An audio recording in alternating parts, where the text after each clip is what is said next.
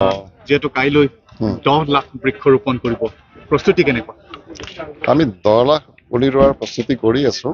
আমাৰ একচুৱেলি যিটো আগৰ গিনিজ বুকৰ ৱৰ্ল্ড ৰেকৰ্ড টাৰ্গেট আছে সেইটো ব্ৰেক কৰিব চেষ্টা কৰি আছো। 10 লাখ আমি চেষ্টা কৰি যদি পাৰো কথা নাই, তাৰ তলত হ'লেও আমাৰ বিশেষ অসুবিধা নহ'ব। আৰু তাৰ কাৰণে প্ৰস্তুতি সকলো প্ৰায় সম্পূৰ্ণ হৈ আহিছে।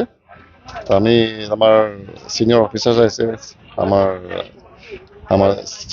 চিফ মানে এক্সিকিউটিভ মেম্বাৰ প্ৰমোদ বড়ো ডাঙৰীয়া তেখেতে আহি আছে, তদাৰক কৰি আছে, তেওঁ পাৰ্চনেলি আহিছে আৰু ক'ত কি নিৰ্দেশনা দি পেলাই তেওঁ নিজে হেৰি কৰি আছে, তদাৰক কৰি আছে। তাৰোপৰি আমাৰ ডিষ্ট্ৰিক্ট এডমিনিষ্ট্ৰেশ্যনে তেওঁ ইনষ্ট্ৰাকশ্যন দিছে। এতিয়া ডিষ্ট্ৰিক্ট এডমিনিষ্ট্ৰেশ্যনৰ পৰা সকলো ডিপাৰ্টমেণ্টৰ বিভাগ ইয়াত বা ইভেন মেজিষ্ট্ৰেট তেওঁ এংগেজ কৰি দিছে আৰু মানে সুকলমে চলি আছে এতিয়ালৈকে।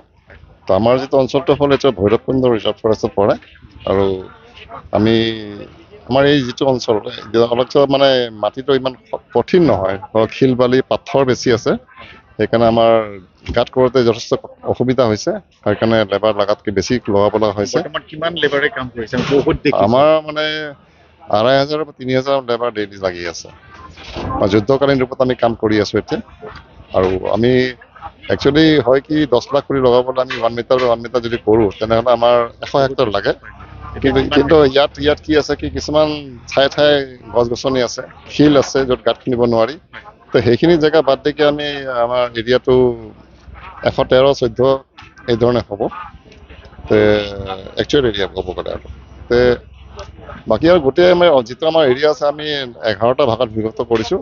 কৰি লৈ প্ৰত্যেক ভাগতে আমাৰ ইনচাৰ্জ দিয়া গৈছে। ডিষ্ট্ৰিক্ট এডমিনিষ্ট্ৰেশ্যনৰ পৰা মেজিষ্ট্ৰেট হেৰি কৰিছে, তো আমাৰ DFO সকল আহিছে, তেওঁলোককো দায়িত্ব দিয়া গৈছে।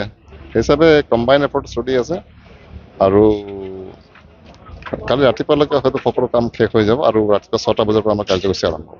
বৰ্তমানলৈ মানে আমি দেখিছোঁ গাঁত খন্দা কিমান মান হৈছে বুলি আপুনি ভাবে? আমি টাৰ্গেট এচিভ কৰা বুলি অনুমান কৰিছোঁ। আশাবাদী কাইলৈ 10 লাখ বৃক্ষ ৰোপণ কৰাটো মানে কাম খুলি আপোনাৰ হবে হৈ যাব বুলি ভাবিছোঁ। 10 লাখ বৃক্ষ ৰোপণ কৰোঁতে কিমানজন লেবাৰৰ প্ৰয়োজন হ'ব?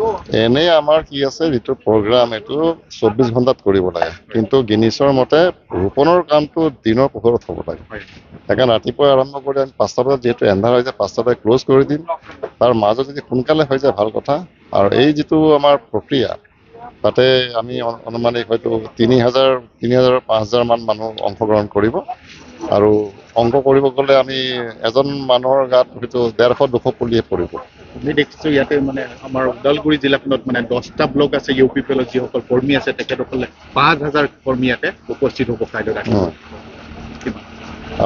আমি আশাবাদী হিচাপে বাছৰ যোগাৰো কৰা হৈছে। আমি ৰাইজ আহিব খুজিছে, অংশগ্ৰহণ কৰিব খুজিছে, সকলোকে আহ্বান কৰিছোঁ জইন কৰিবলৈ।